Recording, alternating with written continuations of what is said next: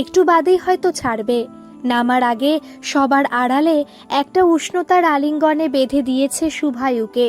তারপর বলেছে, খুব মিস করব এই দিনগুলোতে, একটুও ভালো লাগবে না আমার।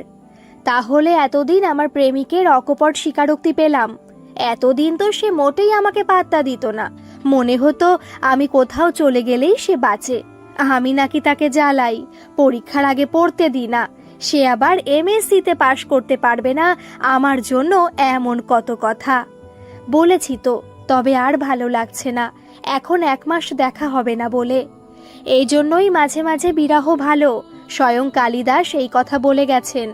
শুভায়ুর হাতটা চেপে ধরে মিমিষা। বুঝেছি, কাটা জায়গা নুনের ছিটে দিচ্ছ। শুভায়ু হাসে, তারপর বলে, এবার আসুন ম্যাডাম, ট্রেনের সিগন্যাল হয়ে গেছে। আমিও তোমাকে মিস করব, তবে দেখা তো হবেই মাত্র 1 মাস বাদেই। ট্রেন ছেড়ে দিয়েছিল। স্টেশনে দাঁড়িয়ে হাত নেড়েছিল মিমিষা। ট্রেনের দরজায় অনেকটা সময় দাঁড়িয়েছিল শুভায়ু। একটু একটু করে অস্পষ্ট হয়েছিল মিমিষা। শহরের সীমানা ছাড়িয়ে ট্রেন ছুটন্ত গাছপালাগুলোকে পেছনে ফেলে এগিয়ে গেছিল সামনের দিকে। বেশ কিছুটা বাদে অন্ধকার নেমে আসে। একা কোথাও যাওয়া খুব বোরিং, তেমন কিছু করার থাকে না। নিজের হাত ব্যাগটা নিয়ে ওপরের সিটে উঠে যায়, তারপর ল্যাপটপ খুলে বসে। অনেকগুলো কাজ বাকি আছে, একটু সেরে ফেলার ইচ্ছে। কিছুক্ষণ কাজ করে বোর হয়ে শুয়ে পড়ে হাতে ফোনটা নিয়ে। নিচের পরিবারটা বেশ আনন্দ করছে, মনে হয় কোথাও বেড়াতে যাচ্ছে। টিফিন কৌটোতে ভালো মন্দ সাজিয়ে বসে খাচ্ছে আনন্দে। একটু আনমনা হয়ে যায় শুভায়ু। ছোটবেলাটাই ভালো ছিল। একটা সময় তো ওরাও কত জায়গায় বেড়াতে গেছে। বাবার অফিসের ছুটি থাকলেই বেরিয়ে পড়তো ওরা। তারপর দিন 10 একটা লম্বা ট্রিপ করে বাড়িতে ফিরে আসা। সঙ্গে থাকতো এমনই কত খাবার। আসলে বড় হবার সাথে সাথে চুরি হয়ে যায় কত কিছুই। শৈশব চুরি হয়, সরলতা চুরি হয়, চুরি হয়ে যায় ড্যাঙ্গুলি আর ইকির মিকির খেলার দিনগুলো। ওদেরও তেমনই হয়েছিল। একটা সময় ও বড় হয়েছিল, পড়ার চাপ বেড়েছিল। তারপর একটু করে কমেছিল শৈশবের আনন্দের পরিসর। তারপর বাবাও তো অসুস্থ হলো হঠাৎই। তারপর অনেকটা কষ্টের পর একদিন মিলিয়ে গেল ওই আকাশে। মা নিজেকে সামলেছিল অনেক কষ্টে। ও কাঁদলেই চোখের জল মুছিয়ে বলতো, তুই তো বাড়িতে কম থাকতিস, আমি সবসময় ওর কাছে থাকতাম। প্রিয়জনের কষ্ট দেখা যায় না রে। একটা সময় আমি বলেছি ভগবানকে ওকে মুক্তি দিতে। তুমি তাই বলতে? হ্যাঁ বলেছি একটা সময়, যখন দেখলাম শুধু শুধু কষ্ট পাচ্ছে আর কোনোদিনই ভালো হবে না। কি জানি, আমি কেন যেন ভাবতেই পারছি না। অথচ তুমি তো বাবাকে এক মুহূর্ত চোখের আড়াল করতে না। কি করব বল? সেই কবে বিয়ে হয়ে এসেছি তখন থেকে এই মানুষটা আমার সব সময়টুকু চুরি করে নিয়েছিল। আমার নিজের বলে কি কোনো সময় ছিল নাকি? শুভায়ু তাকিয়ে দেখেছিল মায়ের চোখ ভর্তি জল। ও বলেছিল, চুরি করা মানে ঠিক বুঝলাম না মা। ও তুই বুঝতে পারবি না। মেয়েদের সময়গুলো না চুরি হয়ে যায় বিয়ের পর। নিজের বলে কিচ্ছুটি থাকে না। মানে আমাদের সময় থাকতো না। ওই ঘুম থেকে ওঠা থেকে রাতে শুতে যাওয়া পর্যন্ত সময়গুলো নানাজন নানাভাবে চুরি করে নেয়। ও সোনার বায়না করাতে মা আবার বলতে শুরু করেছিল, আসলে আমরা সবাই আমার আমার করে মরি। আচ্ছা বলতো, সারাদিনের সময় আমার ভাগ কতটুকু? তবুও যারা চাকরিতে যায় অন্তত বাসে ট্রেনে যাবার সময়টা নিজের, বাকিটাতে কেউ না কেউ ভাগ বসায়। আমার তো তাও নেই রে। রাতে শুয়ে শুয়ে শুভায়ুর মায়ের কথাগুলো মনে পড়েছিল। এখনো মনে পড়ল সারাদিনের সময়ে আমার ভাগ কতটুকু। সবই তো চুরি হয়ে যায়, অথবা আমরা ভাগ করে দিই আমাদের সময়গুলো কাউকে না কাউকে। মিমিষার নামটা ভেসে ওঠে স্ক্রিনে। হ্যালো, কত দূর গেলে? কাজ করছো নাকি? আমি ডিনার করে উঠলাম। তোমার খাওয়া হয়েছে? ওখানে পৌঁছে কিন্তু কোথায় থাকছো জানিও। সব প্রশ্নের উত্তর দিয়ে শেষে বলে, সব ঠিক আছে, একদম চিন্তা করো না, আপডেট দিতে থাকবো। কিছুদিন একদম নিজের মতো আনন্দ করে নাও। আমি তো অনেক সময় চুরি করেছি তোমার। কি বলছো জাতা, সময় চুরি আবার কি? হেসে ফেলে শুভায়ু। ইস, মায়ের বলা কথাগুলো বলে ফেলেছে। তারপর নিজেকে সামলায়। দাঁড়াও, সামনে বছর তো বিয়ে, তারপর বুঝতে পারবে সময় কি করে চুরি হয়। তবে আমি কথা দিচ্ছি, আমি সবটুকুতে ভাগ বসাবো না। ওপারে একটু লজ্জা পায় মিমিষা। সবই তো চুরি করে নিয়ে পালাচ্ছ, আমার আর কি রইল? এখন বিরোহিনী রাধিকা হয়ে দিন গুনবো। সব চুরি হতে দিও না সখী, নিজের ভাগে কিছু রেখো, না হলে আমার মায়ের মতো। হঠাৎই শুভায়ু চুপ করে যায়। ওপাশ থেকে মিমিষা বলে, কি হয়েছে কাকিমার? আমি যাব মাঝে মাঝে, খোঁজ নেব, তুমি ভেবো না। কি বলছিলে যেন মায়ের মতো? ও কিছু না, সেটা পরে বলবো। ওই মানে মা বলে আমাদের সময় সবাই চুরি করে নেয়, মানে আমরাই তা হতে দিই, নিজের ভাগে কিচ্ছুটি রাখি না। শুভায়ু ফোন রেখে দিয়েছে অনেকক্ষণ। ট্রেনের দুলুনিতে ওর চোখ বুজে আসে। মিমিষার ঘুম আসে না। শুভায়ুর বলা শেষের কথাগুলো মনে হয় বারবারই। ডায়েরি খুলে বসেও।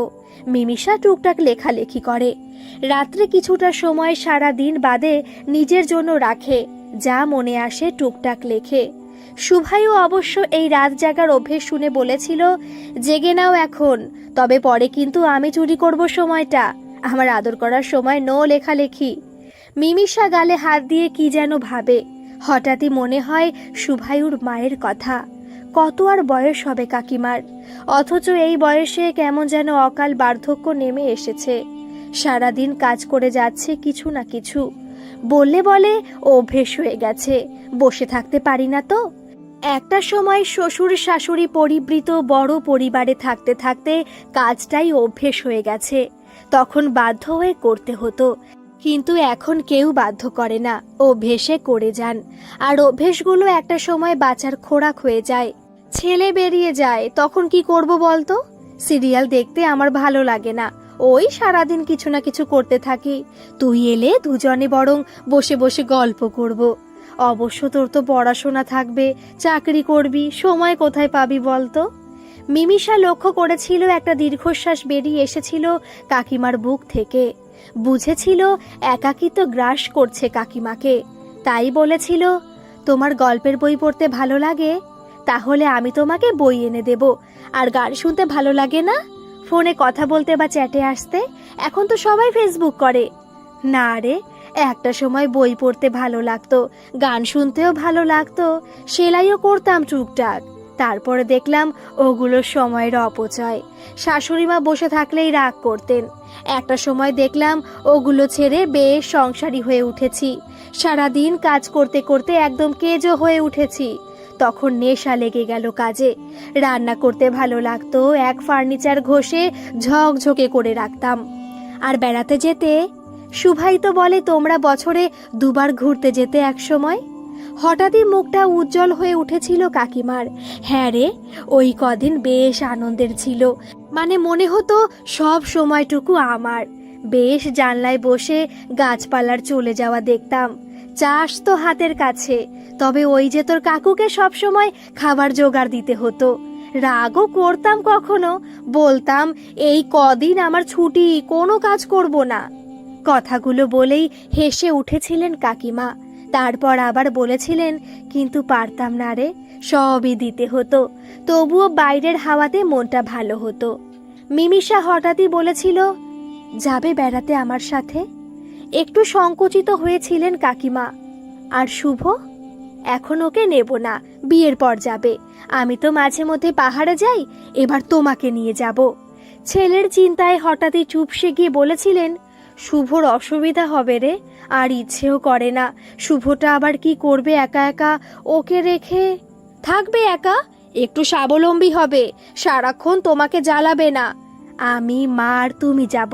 মাকে না নিয়ে গেলে আবার ঝামেলা করবে। আমাদের ফিমেল গ্রুপে যাব। চোখটা হঠাৎই কল্পনায় ভাসতে শুরু করলেও আবার সব আলো নিভে গেছিল হঠাৎই। মৃদু স্বরে মাথা নেড়েছিল মনীষা, মানে শুভায়ুর মা। হঠাৎই মিমিষার মনে হলো, এই তো সুযোগ এখনই। না, একটা কিছু ভাবতে হবে, কিছুতেই সবটুকু চুরি হতে দেওয়া যাবে না। শুভায়ুও কিছু বলতে চাইছিল, কিন্তু বলল না। তার মানে মায়ের একাকিত্ব হয়তো ওকেও ভাবায়। আবার বিয়ের পর ওরা কোথাও গেলে হয়তো কাকিমা ওদের সাথেও যেতে চাইবে না। মাকে একদিন কথাটা বলাতে মা বলেছিল, হ্যাঁ রে, আসলে স্বামী চলে যাবার পর ছেলেকে নিয়ে সবটুকু জগৎ তো, কি জানি কোনো সমস্যা হবে না তো। মা কি বলছো, কি সমস্যা? মা নিজেকে সামলে বলেছিল, না না, দিদি কেমন যেন চুপচাপ তো, কম কথা বলেন, একটু ভাবুক বেশি, কোনো সমস্যা না হলেই হয়। এই যা হয় মানে বৌমার শাশুড়ির অধিকারের লড়াই। মিমিষার হঠাৎই কেমন যেন বুকটা কেঁপে উঠেছিল। আগে যৌথ পরিবারে মানুষের রেষারেষির মধ্যে হয়তো এত মানসিক অসুস্থতা ছিল না, কিন্তু ক্রমে ক্রমে মানুষ যত একা হয়েছে তত সে অসুখী হয়েছে। কেন যেন কতগুলো কথা ওকে ভাবায়। কাকিমা ভালো না থাকলে তো সত্যি সমস্যা বাড়বে। কথাগুলো ভাবতে ভাবতে একটা সময় ওর চোখ বুজে আসে। ঘুম ভাঙতে অনেকটা দেরি হয়ে যায়। শুভায়ুর ফোনেই ঘুম ভাঙে। ওর সাথে কিছুটা কথার পর ডায়েরি খোলে, দেখে সময় চুরি কথাটাতে দাগ দেওয়া। লেখার জন্য একটা কিওয়ার্ড সামনে রাখে মিমিষা, তারপর ওটাকে কেন্দ্রে রেখে ভাবতে শুরু করে। আজও কিছুক্ষণ আবার ভাবলো কথাটা নিয়ে। মনে মনে শুভায়ুকে বলল, কি যে একটা কথা বললে, এখন এটাই আমাকে ভাবাচ্ছে। সত্যি তো, আমাদের কত কিছুই চুরি হয়ে যায়, তার পুলিশে জানালেও উদ্ধার হয় না। তবুও যদি কিছুটা ফিরিয়ে দেওয়া যায় কাউকে, তো কেমন হয়? আর শুভায়ুকেও পুরোপুরি মন চুরি করতে দেওয়া যাবে না, কিছুটা অবশ্যই বাঁচিয়ে রাখতে হবে নিজের জন্য। তারপর নিজের খেয়ালেই হাসে। মা এসে বকুনি দেয়, কি রে, আজকে উঠতে হবে না নাকি? সত্যি আর পারি না। ও মা, কেন এত চাপ নাও বলো তো? সময় চলে যাচ্ছে, তাই তাকে সবাইকে চুরি করতে না দিয়ে নিজের মতো ভালো থাকো। এই কার মোলা খাবি এবার? তোরা আমাকে ভালো থাকতে দিবি নাকি? সারাদিন তো তোদের খিদমত খাটতে খাটতে গেলাম। বেবি কুল, তুমি আমাদের ভালো রাখার দায়িত্ব ছেড়ে দাও। একদিন চুপ করে শুয়ে থাকো, দেখবে আমরা নিজেরাই সব করে নেব হোঁচট খেয়ে। শুধু জ্ঞানের কথা, আমি শুলেই হয়েছে। এই ওর তো একটু বসো না এখানে, সারাক্ষণ শুধু কাজ করে যাও। আচ্ছা, ঘুরতে যাবে? কার সাথে? কেন, আমার সাথে পাহাড়ে? শুভায়ু তো এখন নেই, তাই ভাবছি আমি, তুমি আর কাকিমা একটা ট্রিপ করব। আর তোর বাবা? সে তো নিজেও যাবে না, আমাকেও যেতে দেবে না। আর আমি পায়ে ব্যথা নিয়ে ওই পাহাড়ে যাব না। আর মনীষা দিকেও নেবার দরকার নেই। কোথাও অসুস্থ হলে কি হবে? শুভায়ু তোকে ছেড়ে কথা বলবে? ওটা আমি বুঝবো, তুমি বাবাকে বোঝাও। আর তোমার হাঁটুতে আমি তেল মাখিয়ে ফিট করে দেব তোমাকে। মা খেপে চলে গেলেও মিমিষার মাথায় পোকা নড়তেই থাকে। এক সপ্তাহ হলো শুভায়ু নেই এখানে। ওখানে গিয়ে সত্যি খুব কাজের চাপে পড়ে গেছে। তার মধ্যেই মনে করে দিনে দুবার বাড়িতে আর মহারানীকে ফোন করতে হয়। মা বারবারই বলে কাজ শেষ হলে যেন আর দেরি না করে। শুভ বুঝতে পারে মায়ের মন ভালো লাগছে না, কিন্তু কিছু করার নেই। ও তো নিজেও ভাবছে কবে ফিরবে। হঠাৎই সেদিন মিমিষার অসময়ে ফোন। একটা কথা বলবো? তুমি তো নেই এখন, মানে কাকিমারও তো মন খারাপ। তো বলছিলাম কি, যদি আমরা কোথাও ঘুরতে যাই তোমার আপত্তি আছে? কোথায়, কে যাবে?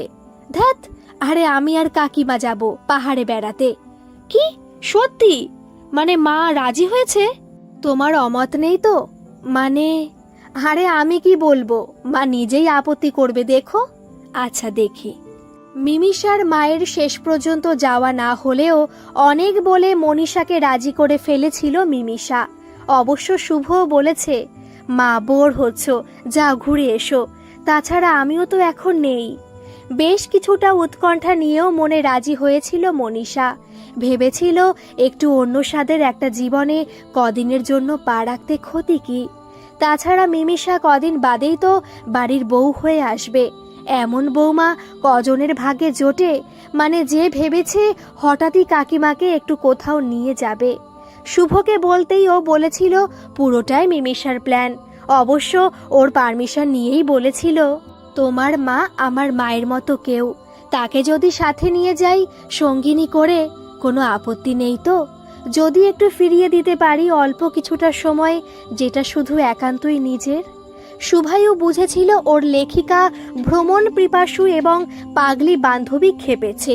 তবে প্ল্যানটা বেশ ভালো। সত্যি তো, ও নিজেও তো মাকে নিয়ে কোথাও যায়নি এই কয়েক বছরে, সুতরাং মা যদি রাজি থাকে তো ভালো। মিমিষা সব ব্যবস্থাই করে নিয়েছিল। একটু কেমন যেন এক্সাইটেড লেগেছিল যখনই ভেবেছে ওর ভাবি শাশুড়ি মা ওর এবারের ট্যুর সঙ্গিনী। মা যেতে পারতো, কিন্তু বাবা বাদ সাধল, তাই ও আর কাকিমা যাচ্ছে। ট্রেনের জানলায় বসে হারিয়ে যায় মনীষা। কতদিন বাদে এই মন আজ নিরুদ্দেশের যাত্রী। মিমিষা সমানে খেয়াল রেখেছে অসুবিধা সুবিধার দিকে। মনীষা হেসে বলেছে, তুই আনন্দ কর, আমি ঠিক আছি।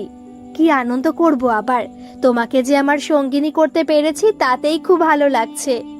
এই ট্রেনের সময়টুকু মনীষার একান্ত নিজের।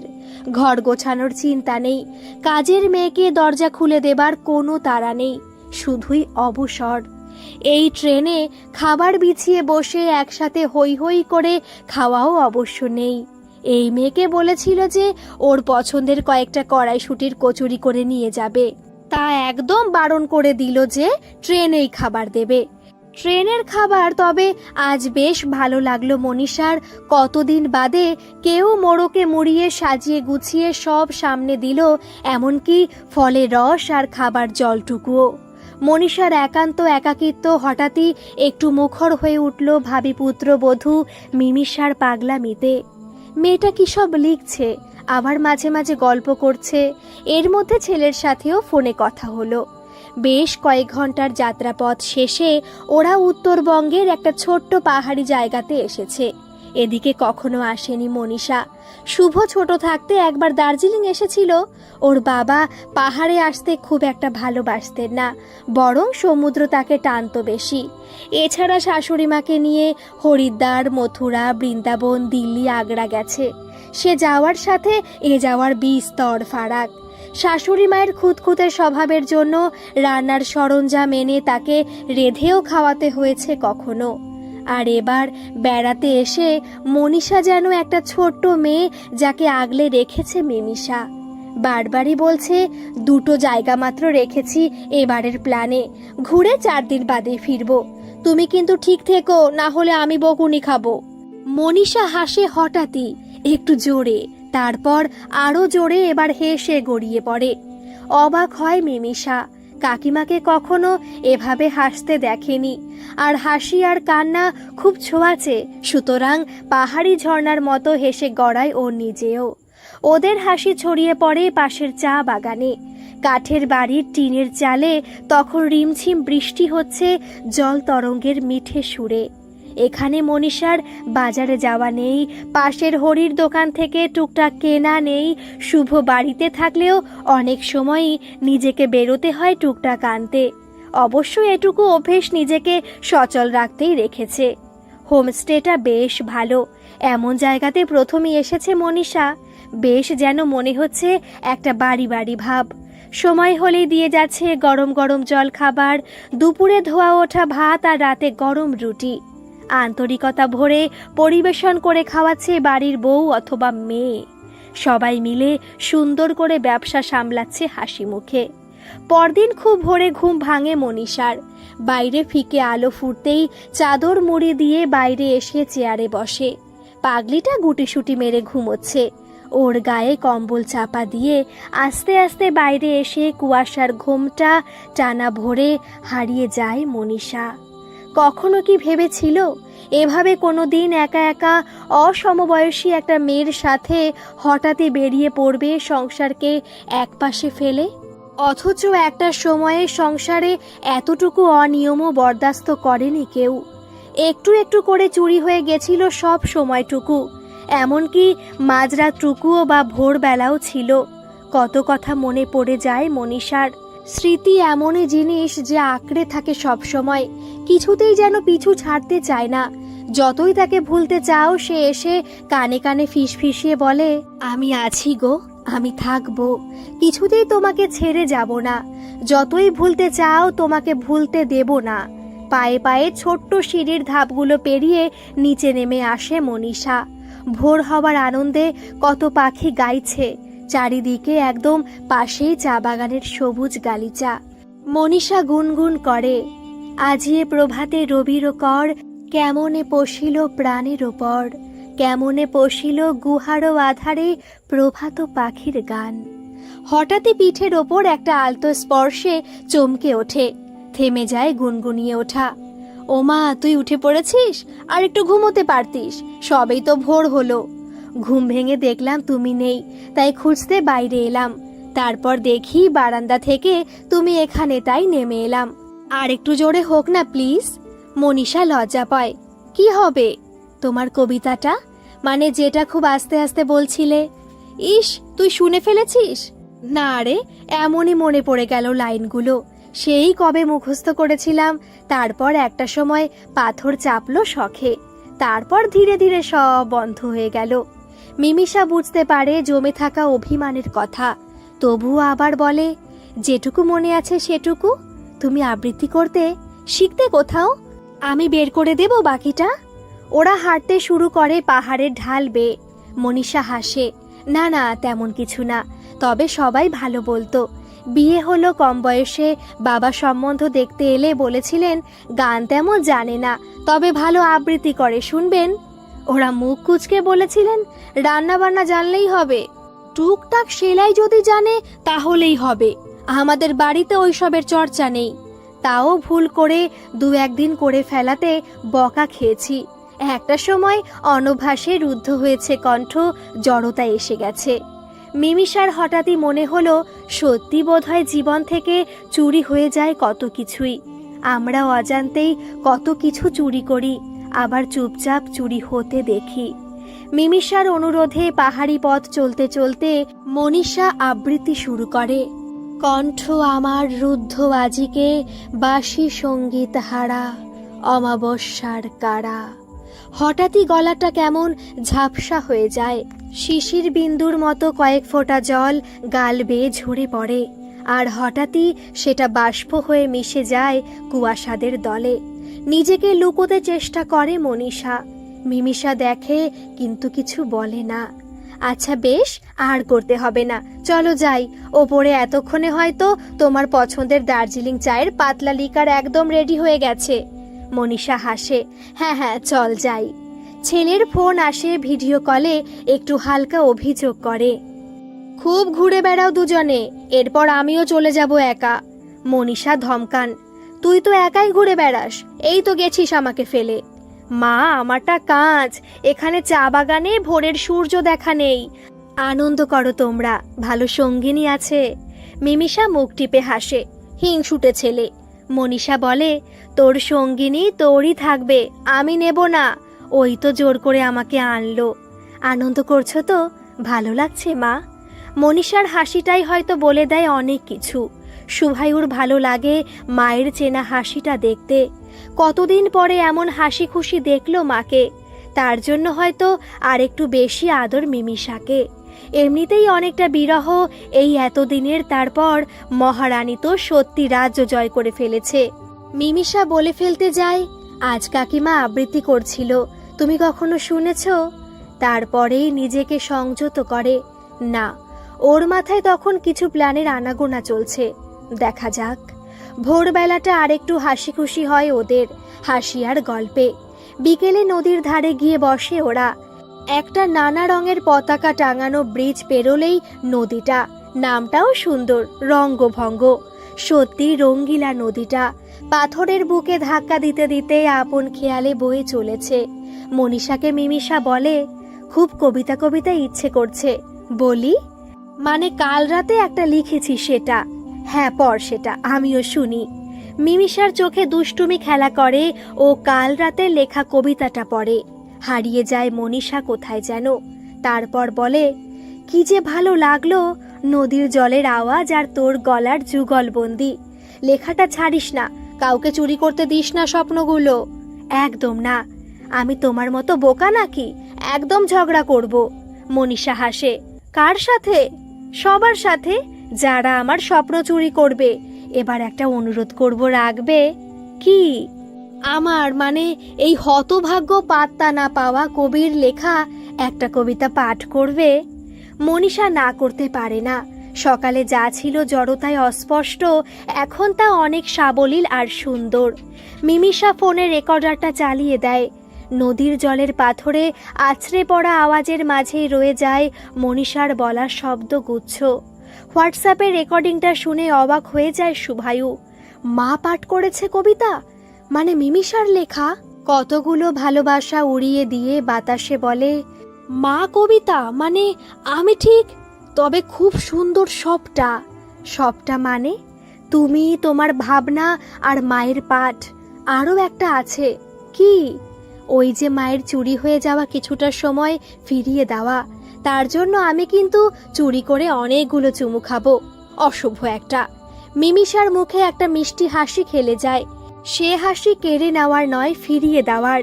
হয়তো কিছু পেতে হলে কখনো আগে কিছু ফিরিয়ে দিতেও হয়। হোমস্টেতে এসে ফোনটা চালিয়ে দেয় মিমিষা। বাথরুম থেকে এসে অবাক হয়ে যায় মনীষা। সেই কবে ছেড়ে দেওয়া আবৃত্তির কণ্ঠ আজ নিজের কাছেও বড় অচেনা লাগে। তবে একদমই বুঝতে ভুল হয় না, সবটাই মিমিষার দুষ্টুমি। নিজের কণ্ঠস্বর শুনতে শুনতে হারিয়ে যায় হঠাৎই দূর থেকে দূরে। কত স্মৃতি আর কথার জাল বুনে চলা মনে পড়ে যায়। একটা সময় যখন শুভর বাবা অসুস্থ, তখন পাশের ঘরে টেপ রেকর্ডারে বাপের বাড়ি থেকে আনা একটা ক্যাসেট শুনে মনটা একটু ভালো রাখার চেষ্টা করলে এই ঘর থেকে জড়ানো গলায় ডাক ভেসে আসতো, মনি, কিসের শব্দ? বন্ধ করে দাও শব্দ, আমার ঘুম আসছে না। ধরা পড়ে গিয়ে চমকে উঠতেন মনীষা। ইস, মানুষটা ঘুমোয়নি তাহলে? ও তো ভেবেছিল ঘুমিয়ে পড়েছে। তাড়াতাড়ি নিজের মানসিক ক্ষতে প্রলেপ দেবার ওষুধটাকে এক কান মলাতে বন্ধ করে দিয়ে ফিরে এসেছিল অসুস্থ স্বামীর বিছানার পাশে।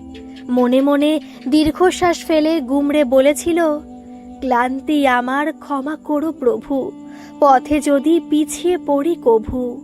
বড় নিষ্ঠুর সেই পথে চলা।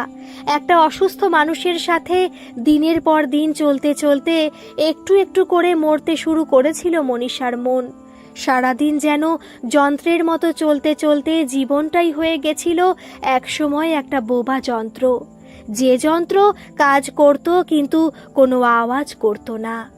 আর সতীনাথ চলে যাবার পরেও কোনো দিনই অবকাশে লুকিয়ে কবিতার ক্যাসেট চালিয়ে শুনতে আর ইচ্ছে করেনি।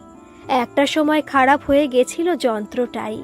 আজ মিমিষা হঠাৎই সবুজের ছোঁয়া দিয়ে মনটাকেই শুধু ভালো করেনি, তার সাথে হঠাৎ ফিরিয়ে দিয়েছে অনেকটা চুরি যাওয়ার সময়কে রিওয়াইন্ড করে। নিজেরই অবাক লাগে মনীষার, এখনো পারে নাকি সে কবিতা বলতে? মরা সোতার মতো গলা থেকে এখনো বেরোয় স্বর। সে তো ভেবেছিল কবেই শুকিয়ে গিয়ে মরে গেছে স্বর নদী। বারান্দায় এসে এক কোণে সবুজের দিকে চোখ রেখে মনীষা চুপটি করে দাঁড়ায়। মিমিষা দেখে কিন্তু ডাকে না। বুঝতে পারে মনীষা খুঁজছে প্রাণপণে সেই কবে হারিয়ে ফেলা কবিতার সুরকে। হয়তোবা খুঁজছে সামান্য ছন্দপতন, অথবা মনে ভাবছে এখনো পারি। অনেকক্ষণ থেমে গেছে ওদের কবিতা। মিমিষা এসে মনীষার পাশে দাঁড়ায়, কাঁধে হাত রাখে। মনীষা চমকায় না। কেমন লাগছে? কি? এই তোমায় আমায় কাটানো কিছুটা সময়, যে সময়টা আমি মোটামুটি ডাকাতি করে এনে তোমাকে দিলাম। আবার শুরু করবে? হঠাৎই মনীষা ওকে জড়িয়ে ধরে। চোখ দিয়ে ঝরে পড়ে অনেকটা জল, যে জল বহুদিন পাথরে আটকানো ছিল, আজ হঠাৎই তা বাঁধন হারা।